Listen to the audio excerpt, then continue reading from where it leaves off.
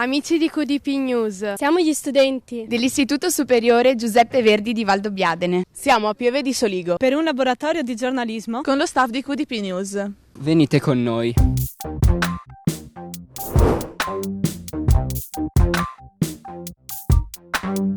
Cosa le piace del suo lavoro? Se tornasse indietro, cosa cambierebbe? La sua vita. Cosa non le piace del suo lavoro? Cosa ne pensa dei nuovi esami di Stato? Qui ho visto tanti potenziali cronisti e tanti potenziali cameraman, secondo me ci siamo proprio. Ma però ragazzi una cosa, qui le domande le faccio io, questo microfono è mio e guai a chi me lo prende. Com'è stata la giornata oggi?